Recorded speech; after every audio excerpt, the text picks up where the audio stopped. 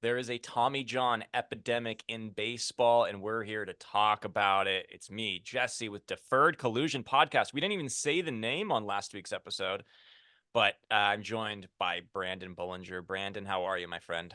I'm great, dude. Rookie mistake, not identifying the Deferred Collusion pod Yeah. name. One of the better names in podcasting, as voted on by no one. Yeah. But we're doing great. Happy to be here. Back again with you, Jesse. And yeah, like you were saying, there is an epidemic of Tommy John and arm injuries to the upper echelon of pitchers in the MLB this season, Yeah. and well, I mean, even young guys, really. So, It's why don't you everybody, take it bro. away? Yeah, It's everybody. I'm wearing my Shohei in honor of Tommy John. I'm wearing my Shohei Ohtani Brad, t-shirt because he is currently recovering from Tommy John while he's smacking baseballs around for the Dodgers. love Um, that. I Oh, dude, I got a big thirst for a championship, dude. we Let's just go. we just lost so many viewers by showing our Dodger true colors at the beginning of this Well, podcast. it's just a goof. Yeah, it's obviously horrible what's happening because we've literally just started the season.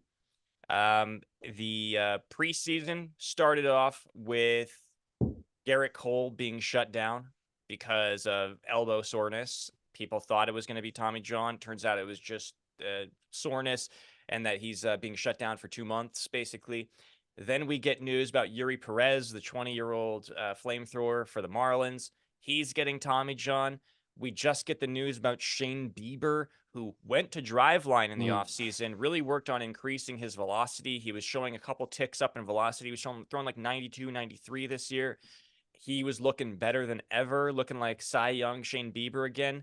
He's getting Tommy John, and now we hear about the biggest shittiness news is Spencer Strider of the Atlanta Braves, who is, we don't know yet. It might, by the time this is released, we might find out that he is getting Tommy John, but it's not looking good. He has structural damage in his UCL, and that's just never a good sign.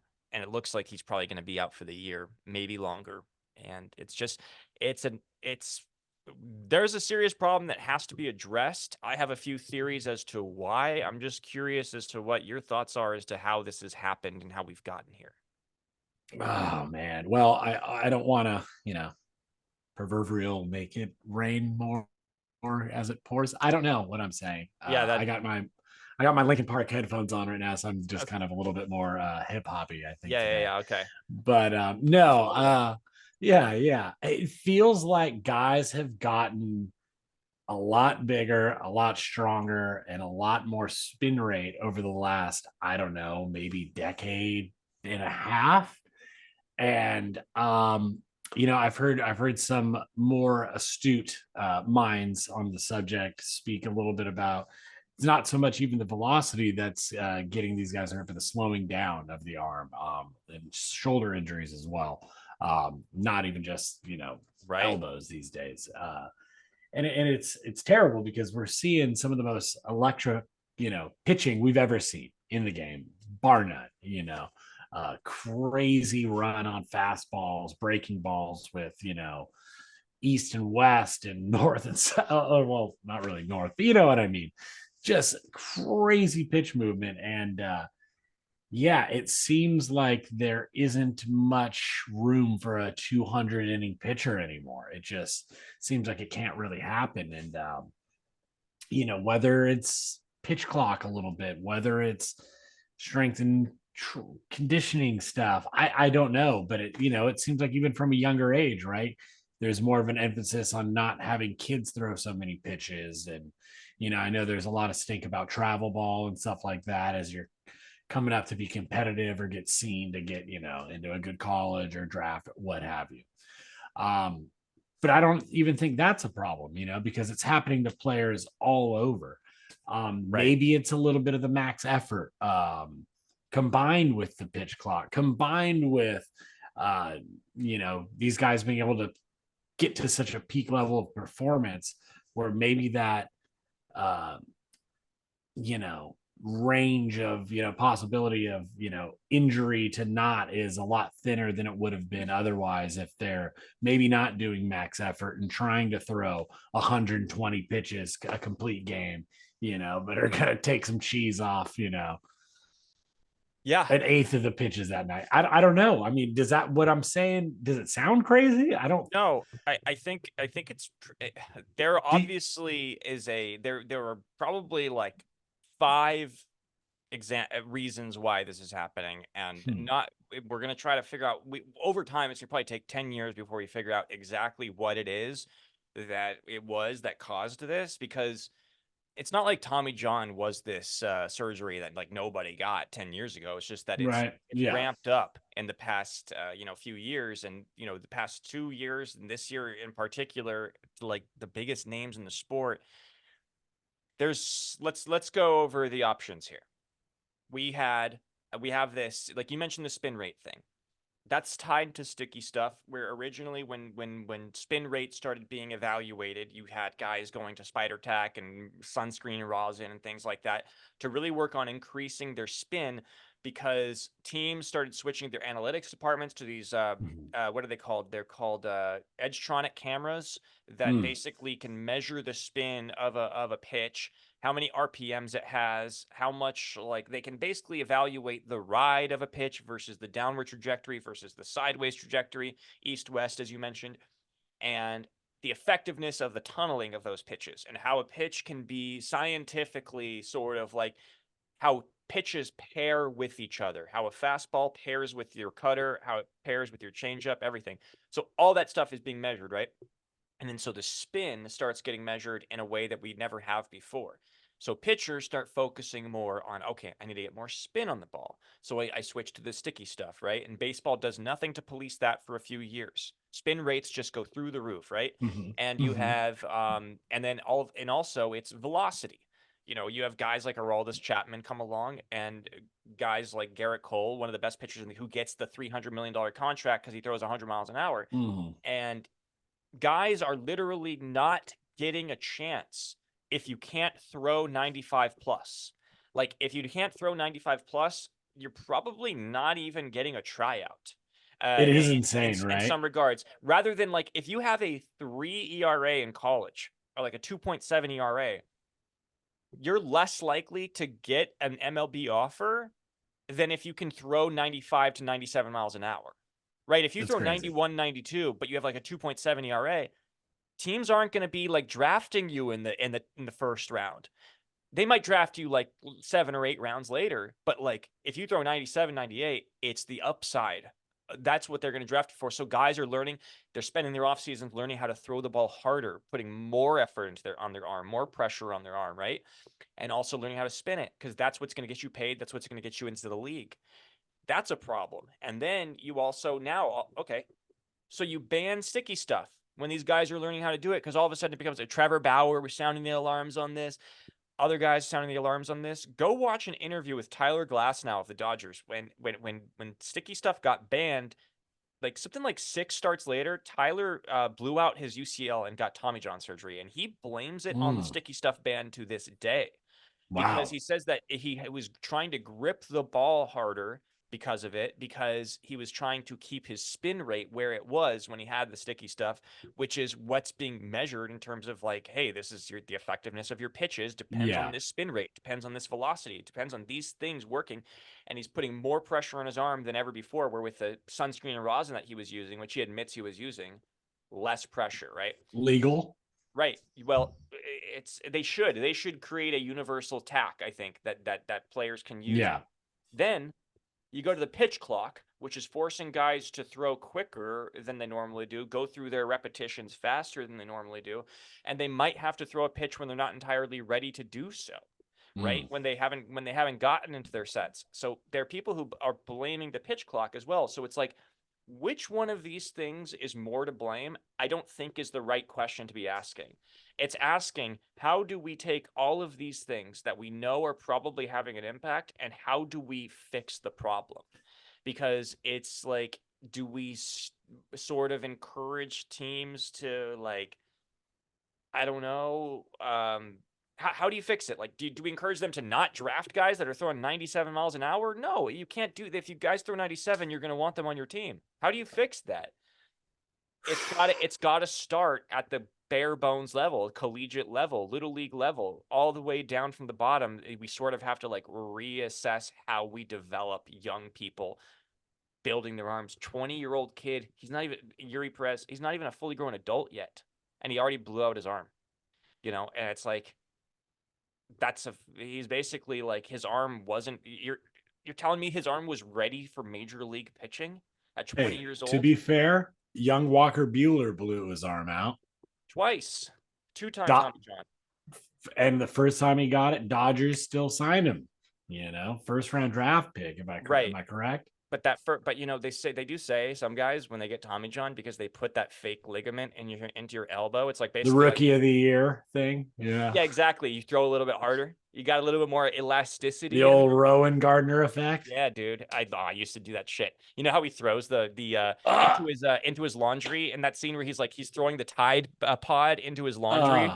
Yeah, I would do that shit at my house. I would stand like 30 feet away from the laundry. I'd fucking throw heaters right into my laundry.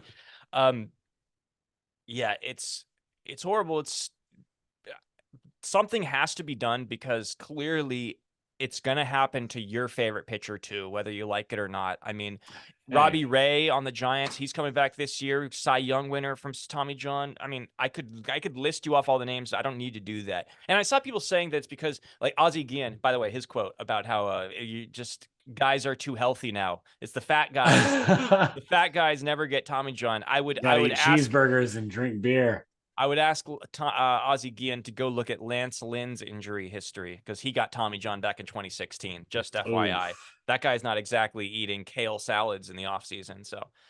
But he does ooze a raw animal magnetism that I think is undeniable. I think we can all agree Lance Lynn is got something going on. Sorry, I rambled a little bit there. I'm a little passionate about this. No, I dug it, dude. And you know what started coming together as you were talking about it? And I'm like, man, we got all this biomechanical industry coming in and, blah, blah, blah. And maybe it's tied in with pharma and they're, getting money off these big surgeries and making these surgeons names as players come back.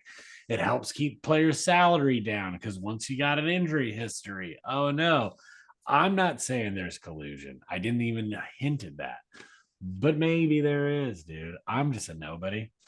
Do you think there's a possibility that these doctors too that determine whether or not you need Tommy John? It's like when you prescribe medicine, like, oh, I think I have ADD, and they're like, oh, do you have trouble paying attention in class? Yeah, I do. Oh, yeah, I think you need some Ritalin. It's like maybe they're like, hey, oh, you're having some elbow pain. Yeah, look, you got a little bit of a stress on your elbow there. I think you need Tommy John. Jesse, do you think they're trying to get these teams to pay for these surgeries because that's the only industry in the world where this surgery is really needed? Well, not to really, I don't want to make an accusation or say anything too crazy, but our former employee, our employer, I should say, there was a route that we would cover. You worked it, I worked it, a bunch of guys worked it, but it was a certain street in Beverly Hills where there was a bunch of doctors' offices. Yeah. Why were these celebrities all going to these same doctors all the time, dude? Right. Because they were getting the goods, Yep. I think. I don't know. But you'd see some of the same people every week, some every month, some just when they're passing through. But is there a little... Are we over prescribing Tommy John? Is that a possibility? Or do we or is it such a big problem that like these elbows really are blowing out more than they used to? Because I mean, like Nolan Ryan threw 99. You know what I mean? Yeah, but you know what? It was a different time. You know what I mean? And I don't know. I feel like, there are guys that look so effortless throwing 99, but like a bruised Dark Gratterall, but he's on the 60-day IL. But I am joking. That's either here nor there. It's obviously a problem that is unique to this. I don't know. I think you're serious, dude. Let me talk you through it. Why you're wrong. I'm just kidding. Yeah. Hey, you know what? Oh People man. like it when people disagree. We could use a little disagreement on this podcast every now and then, you know? I don't mind it, Things get a little I don't heated. know. I'm thinking maybe there is a little inside, but it's more to push these guys to be this higher efficient rate, with or without this, whether it's with sticky stuff, whether it's with whatever. But these guys are adjusting in real time and still competing at a super high level. And let's be honest, the league is trying to make more offense. So these pitchers, you don't want that. You're trying to make more money, dude. Like Josh Hader, love or hate his reason, it was a smart choice for his career, for his business, What, to to not pitch more than three outs? yeah, after the Yeah. arbitration thing with the Brewers. Yeah. And, we've heard horror I stories through the years about how brutal arbitration can be for players. It's like, well, I've dedicated some of these young guys, especially that maybe come up, that got drafted by an organization. Now it's like, oh, we're having a meeting while you're just telling me to my face why I'm not valuable, why I'm not worth an extra, $1 right. million, sometimes less, it's crazy. I have a theory So, about the Hater thing, by the way. I don't remember when we played the Brewers in 2018 in the NLCS. The Dodgers did. yes. And I was at that extra innings game. I think it was oh, like, okay, right. The belly single, the one that won one game or yeah, whatever it was. Yeah. yeah, So Hader was being used in some really weird ways by Craig Counsell in that series. I remember he was being used in weird ways all season by the Brewers. Like they threw him in like the fourth inning in one of those yeah. I was gonna games. say it I was mean, like the third or yeah, something for like weird. two It was like innings. it was a big spot, but like, Right. And yeah, then like the next game he was asked to close it out. And it was just like he was being asked to do some like really weird things where it's like it's fucking up his like rhythm and his mechanics. And it's like relievers are just like starters. They all need to have their own little routine. And if you're doing what you can to upset that routine, just because it makes sense analytically in terms of like what's best for the team, it doesn't necessarily, it actually hurts me as an individual because you're fucking up my future just for the benefit of yeah, the present of this team. And it's like, I'm not saying Josh Hader doesn't want to win, do what's necessary to win, but it's like, hey, we're all creatures of habit.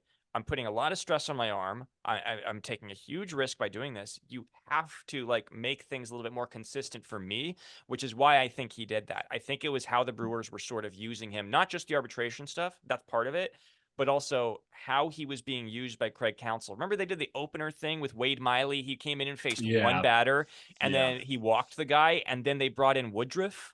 It was like super weird what they were doing. Super weird. There's a Yeah. little bit too much. It's like, all right, I get it. You're Yeah. clever, but So I yeah, think that no, Hader was like clearly like, okay, I am not going to be fucked with like this. And I kind of can yeah. understand what he's saying. I Yeah. totally get it, and it's like, you only have such a small window in this game to not just be good, but to be great, and then to Yeah. get paid. Like, hey, that's gonna be your one time. You're gonna get an opportunity to fight for your salary. It's not pretty, and it sucks if you're Yeah. a fan of the team that is kind of on the short side of that stick, but you also kind of got to respect it, and it's an unfortunate consequence of capitalism, I think, Yeah. dude. But I ain't trying to be no commie, dude. This is Anyways, the Deferred Collusion Podcast, bro. This is a oh man, socialist podcast. Um, oh man, this is a yeah, back up, dude. Keep that away we're from not gonna me, dude. that's how you lose subscribers. So long story short, I think we're probably like on the same page about this, but when you encourage players to try to spin the ball like it's never been spun before, oh, who's going to have the most RPMs on their slider? Who can throw the nastiest pitch rather than just getting the results? They're not focused on the guys that are like getting the numbers. It's like guys like Mark Burley. Those guys are gone. You know what I mean? It's like guys that just like, hey, I might walk a few guys, but I'll induce the ground outs. I'll do that. No, it's all about swing and miss. It's all about making the nastiest pitch, missing barrels. That's what it's all about. Yeah, And put away stuff. That's when you're crazy. when you're focusing so much on that, you're just and how to torque your elbow in a way and your everything combined into one fit motion. That's your arm. The human arm is not meant to do. You know that you can do Yeah. it, but it's just not meant to do it. You're gonna Well, keep and having this problem, and your favorite pitcher is gonna need it too, man. It's gonna well, and happen. it's and I don't want to spend too much time on this because I think we've spent enough Yeah, already. But I mean, there's been talks about spring training being too long. These, maybe, postseason's expanded now a little bit. Maybe there is going to be a shortening somewhere. It's not going to be in the regular season. It's just not. There's too much money to be made. But these guys are throwing a lot of pitches, and maybe there's going to have to be some sort of compromise. But more 6-man rotations. I think that's what it's going to be, and expanded roster. Maybe. Do you think we'll see the innings limit brought down a little bit for wins for pitchers? As the game kind of evolves, do you think it'll kind of shrink down? Oh, you mean like a 4-inning outing would give you a win? Yeah. Or maybe if you go 4 1/3 or something like that, you qualify for a win. I don't know, because it's like guys did it for so long. And it's just, I think it's genuinely just what, in some ways, analytics is to blame. It's information, and we get more information. It changes the way we do things, and then we won't change and fix the problem until we get the next batch of information that tells us what's causing the problem. Right. So it's like, I don't think we're going to actually. What's causing the problem, dude? People being fucking pussies, dude. Suck it up, dude. Hey, Suck it up, dude. Pitch through it. Rub some dirt on it. No, I'm just kidding. Spencer Strider. I'm a big fan. Mustache guys. You guys look very similar, by the way. You do have the same look. You don't I look like his thighs aren't as good as yours, though. Yeah, I look like his older brother that inspired him to not be like his older brother. You know what I mean? Like, I'm gonna get out of this running his social media account. Like, you're like his brother that like goes around with like a camera and films him everywhere he goes. Like, you're that guy. How dare you, dude? The disrespect, dude. Well, what else we got? Let's figure this out, guys. Let's figure this problem out, because we do not want to see any more of these guys go down. But no. But that's a storyline we'll be keeping an eye on this season. I hate to keep it so sad, but Oakland A's are a travesty, just an absolute abomination. Professional sports. John Fisher, is that his name? I forget his name. Yeah. Is that dude? We were talking about Artie Moreno. We were talking about Artie Moreno last week, and I'm giving him a lot of shit too. Artie Moreno looks like Andrew Friedman compared to this guy, because this dude sucks. And so I'm sure everybody's heard by now, but the Oakland A's are officially moving to Sacramento through the 27-28 seasons, I believe. So, and they will move to Sacramento. They're going to be playing at the minor league affiliate park, I believe.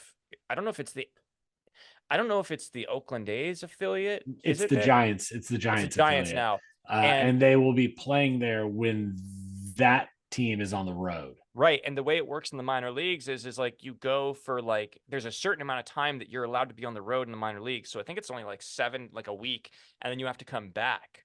And then they have Mondays off in the minor leagues or something like that. So it's like, it's going to be really weird how they figure this out. They're playing at Suter Health Park, and they're not going to have a city name.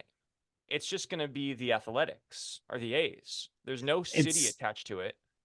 It's like, when you're playing a video game and there's like the nondescript first enemy that you like beat up to figure out the controls. Yeah. That's basically what the A's are going to be through the 2029 season.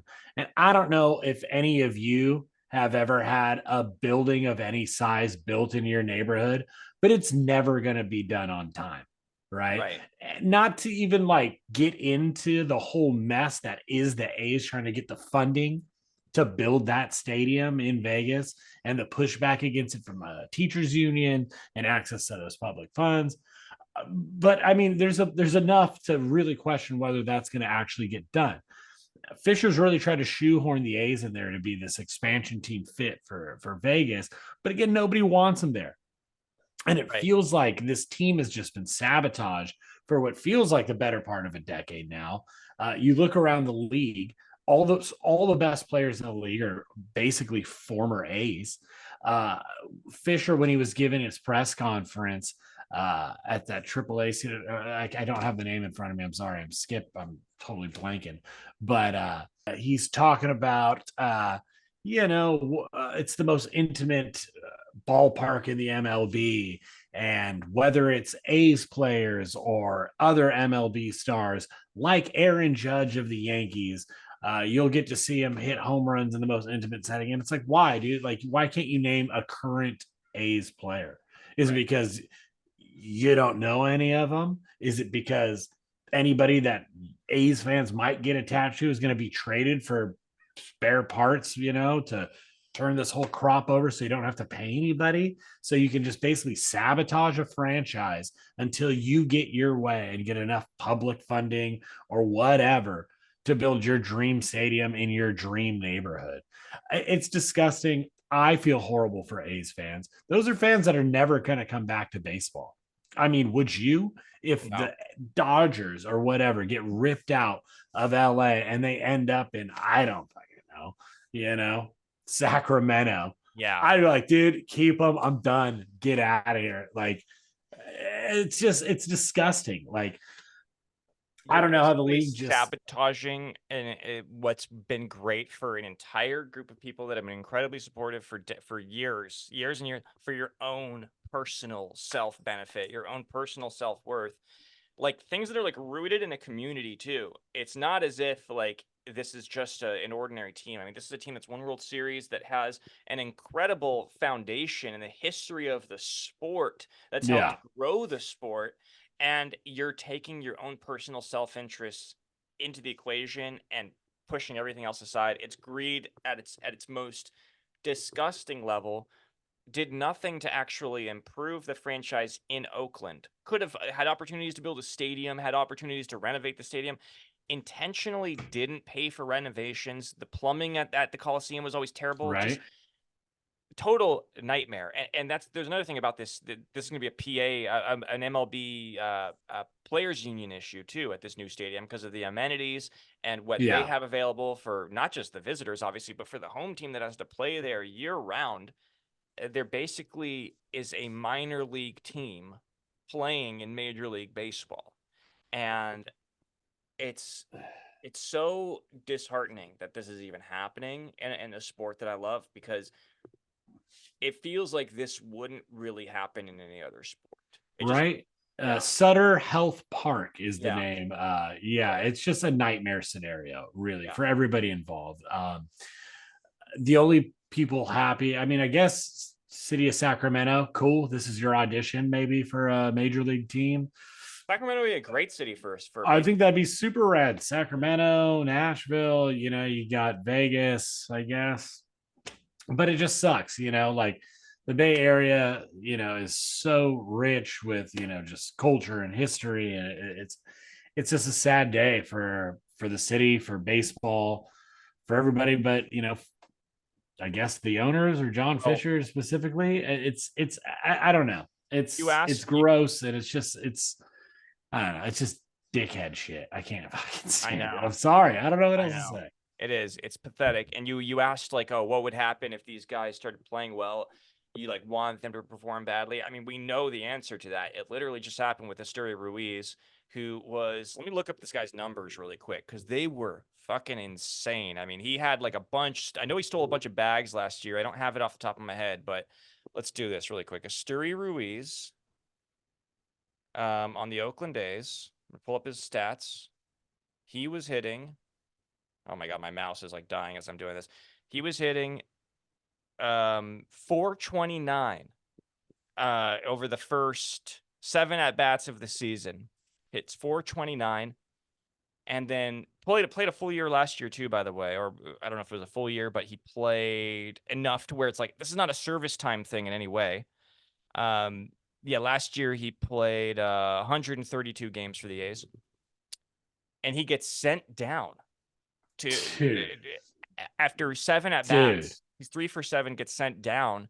No reason at all whatsoever. And it's like, oh, you're just playing too well. Is that what's going on? Dude, you know what makes me fucking weirded out too? And not to get into collusion territory or just weird like conspiracy stuff again, but it's just like I see people point to like, oh, well, the city has to take some responsibility for it becoming this kind of hellscape, whatever. I'm like, what are you talking about? That Oakland's is a pretty nice area in a lot of places. Oakland's pretty right. nice. I don't get. I know Yeah. I have friends in Oakland. I know people that are from Oakland. Like, dude, every major city has If that's tough the case, parts, dude. I get it, but it's like it feels to me Like John Fisher drove around the neighborhood, didn't like the way it looked, maybe the color of the people. I'm not saying he's a race, but I'm just saying I think there are some people that think Oakland and go, oh, well, that's gang-ridden territory, so they don't deserve a team.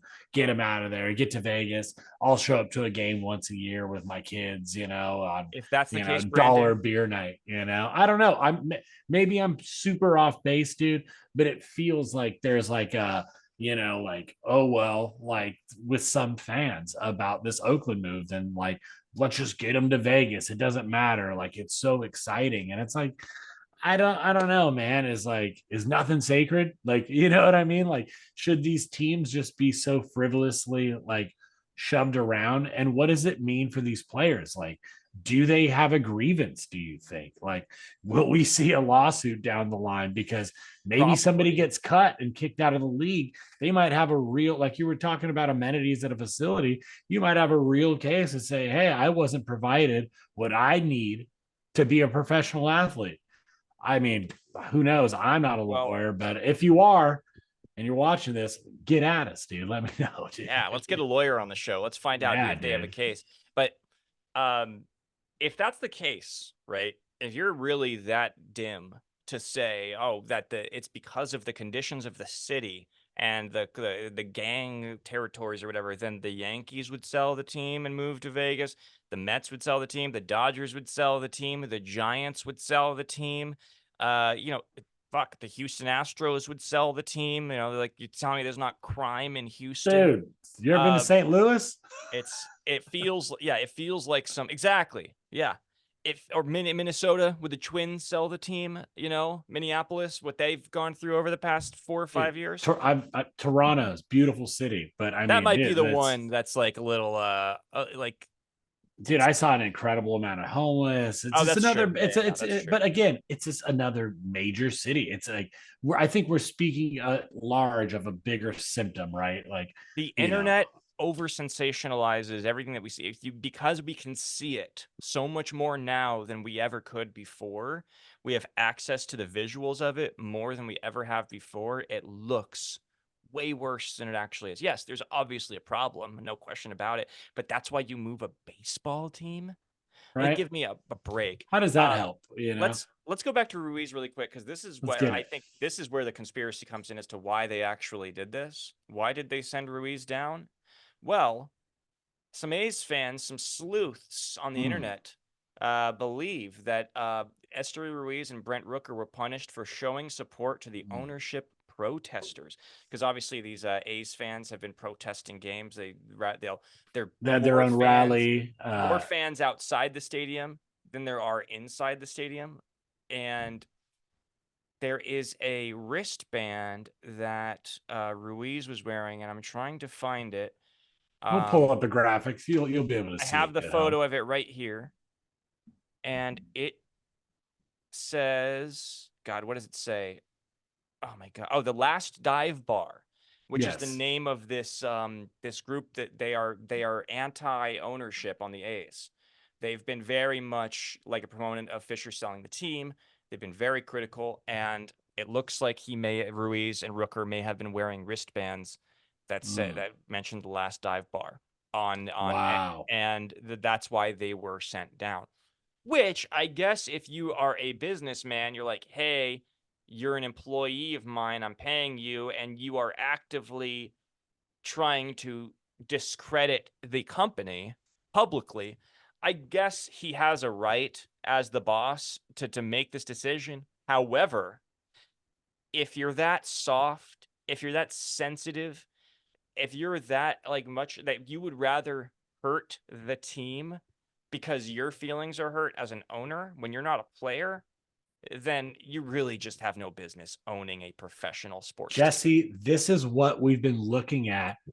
for years now with Oakland, is the petulant whining of a billionaire who didn't get his way from the city, who didn't get his way from ownership. He wanted to move years ago. He wanted money in his lap, and he wanted, this $1 billion waterfront ballpark that he was going to, get all the profits from. But I think, Wanted hey, the city like, to pay for, by the way.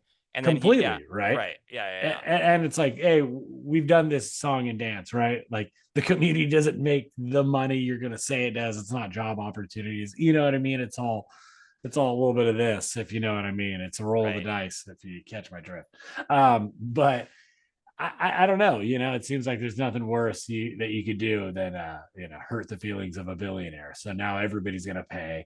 An entire city doesn't get it gets deprived of a ball club, and a bunch of really talented people have to kind of just get mired down in this whole just shit heap instead of just going out and trying to play ball.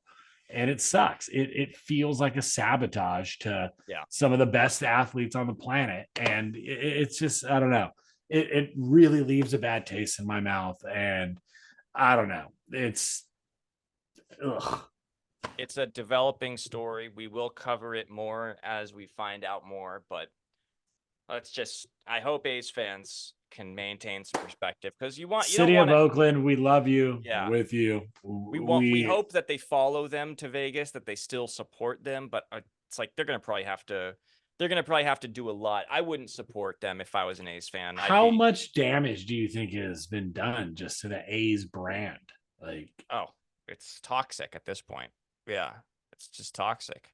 Let's end on some positivity here. Because we're running out. I know that you have a little bit of a time frame issue here. So I want to give a shout out. Speaking of teams that didn't spend a lot of money, that have been sort of accused of not spending a lot of money, that have sort of had a nice little start to the season. Let's give some love to the Pittsburgh Pirates and what they have done to start the season. And that organization in a division, Pittsburgh. That's that thing you do reference, Jesse Rowe. I don't know. Oh, I love that movie, dude. That's a big movie for my family. Tom Hanks' directorial debut. Oh man, in the director's cut, Howie Mandel takes what's Tom Hanks' wife's name? Rita Wilson. Rita Wilson. In the director's cut, Rita Wilson, the waitress at the jazz spot or whatever, the blue spot, I believe, goes on a date with Howie Mandel, not Howie Mandel, the football player that was on the Raiders. Howie Long. Howie Long. My God. You thought it was Howie Mandel. Dude, no, I didn't. Are you hanging out at the Calabasas Commons? Oh, man. Dude, let me go wash my hands. I'm sorry, Howie, dude. Didn't mean to give you knuckle bumps. Whoops. Yeah. Anyways, that thing you do reference. Yeah. Where were we? The Pirates. Well, a lot of people pick the Pirates to finish last in the Central, a division that's like kind of totally up in the air.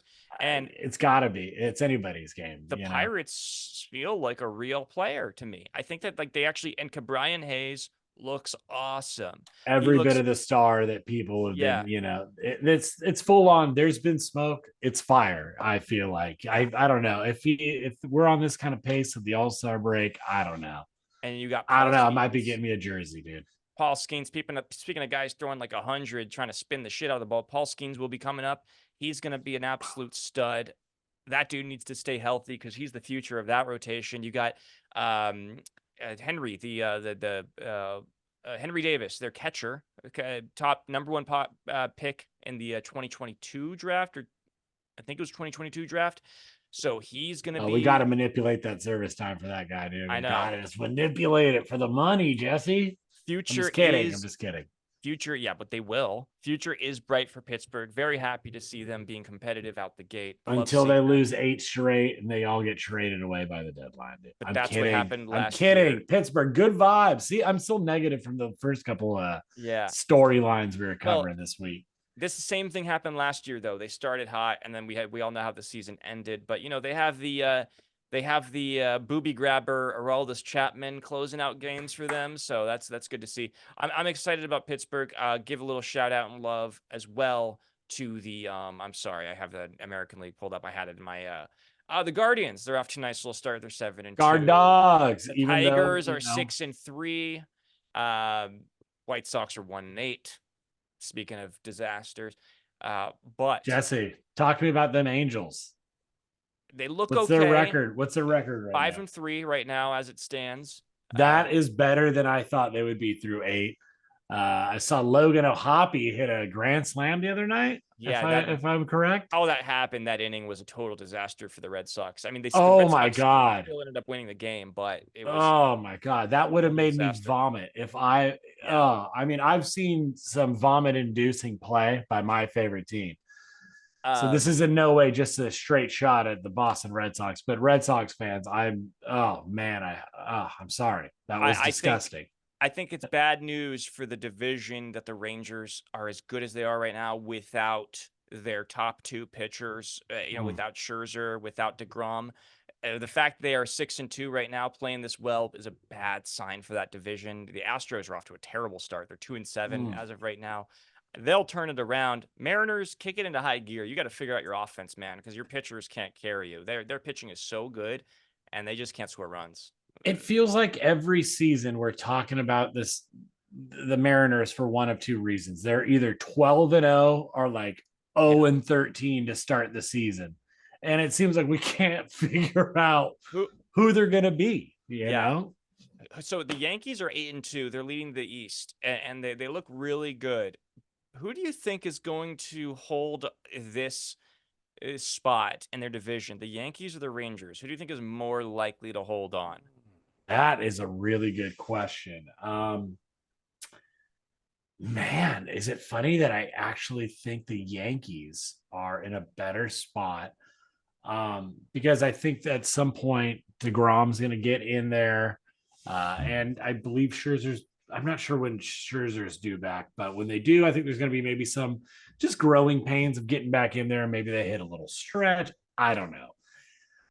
But the Yankees, it just seems like there's such a good mix of personalities with Doogie, Soto, Stanton, Judge. It just feels like there's a lot of connective tissue on that team, which maybe there wasn't in years before, where, now you're getting a lot of production from Volpe. You're getting, that lineup just seems so long right now. If, man, I don't know, but I'm not giving the Rangers enough respect. Yeah. I'm not putting enough there. I'm going to give it to the Rangers. They're the reigning champs. I think they're going to hold on to that division. I think that we're going to see the Yankees hit a skid, maybe some injuries, but I do expect them to finish the year strong. Yeah. I think health, like we've talked about a lot today, is going to be a priority for teams in a way that maybe it hasn't been in years before. I know people could give a shit about, hearing the more Dodger stuff, but fuck you, start your own podcast. The Dodgers have been ahead of pretty much every other franchise for the last decade in terms of player development, amenities, just everything you kind of need to help develop a player. Not saying teams haven't caught up. Braves, Astros, tons of other franchise, Yankees, are really, kind of putting it all together to create this new echelon of player that we're getting accustomed to seeing. But man, I totally lost my train of thought. I think that the Rangers have more to deal with in the West. If the Angels are going to play better this year, then you have the Mariners, the Astros, and the Angels to get through. We know what the A's are just going to be the team that you beat up on. Dog shit. They're not even a team. But I'm like, what's a tougher bit of competition here? The Blue Jays, Rays, Orioles, Red Sox, or is it the Angels, Astros, Mariners for the Rangers? Rays are going to be sneaky good. Rays are always sneaky good. Yeah, I think the Orioles will take over that division at some point. That would be. I think that the Orioles are going to have a harder time this season than people realize.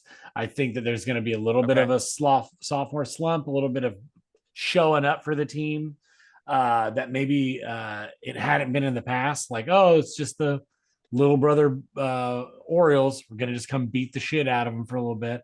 And then, oh, you win 100 games. I think people are showing up. I think that division does feel up for grabs, even though there is some talent. But with the Blue Jays getting off to a slow start, their depth in question. Same with Boston. Not even sure what direction Boston's going in. Is it a rebuild? Is it a Nobody retool? Is it? knows.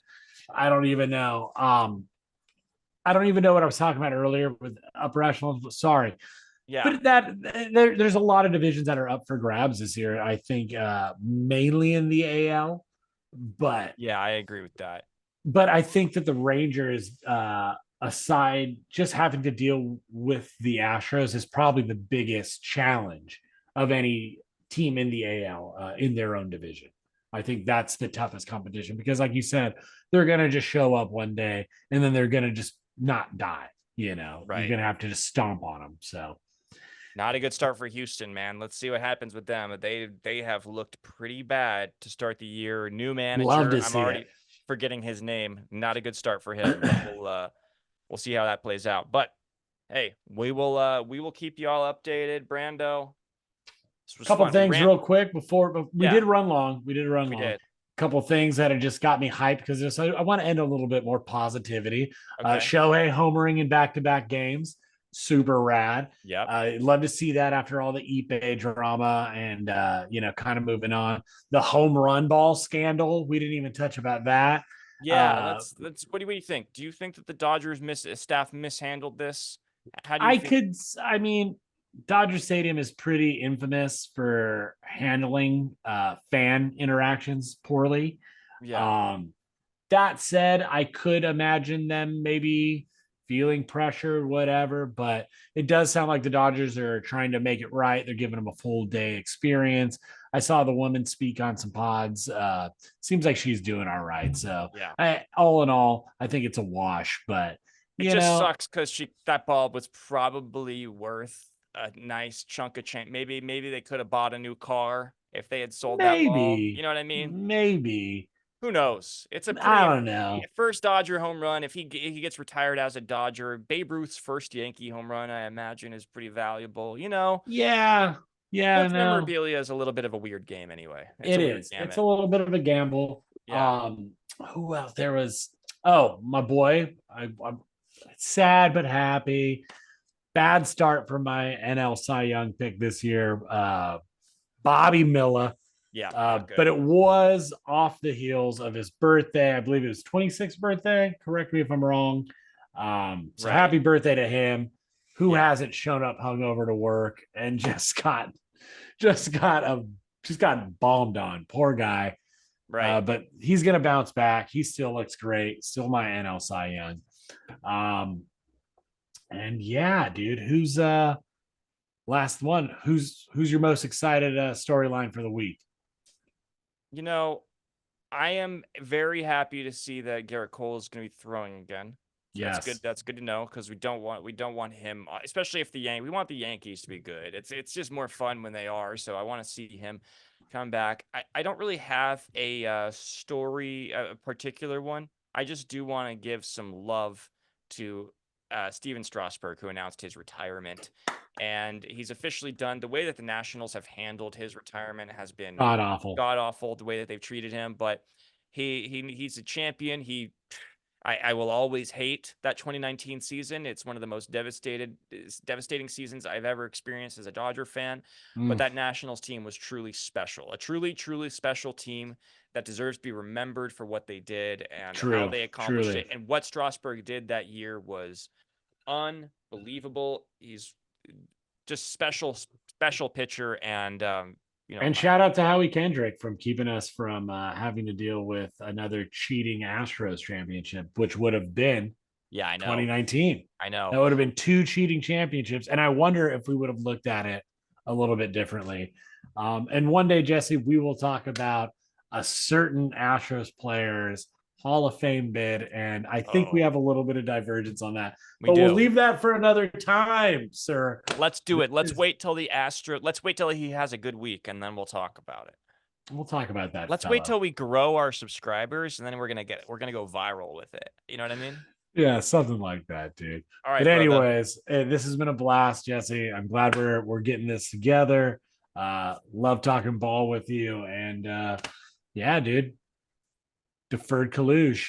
Let's go. We're still working title. If you come across this, let us know. Deferred Collusion or Robot Umpires. Let us know in the comments. Which name do you like better? Because both of them I think are pretty fucking good, if you ask me. So Oh yeah, and remember, don't do things that are shitty or make you feel shitty, like watching A's games, Angels games, whatever. yeah, My no, man Riley Breckenridge's quote has really stuck with me, and I feel like it's helping me grow as a person. Like that's things my that make you mantra in feel life now. shitty, like are shitty, You should and be that like my mantra in life now is like all I know is that you shouldn't do things that make you feel shitty.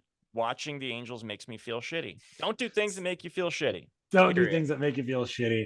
So Yeah. if your team is having a bad game, just turn it off. They're gonna Yep. play again tomorrow.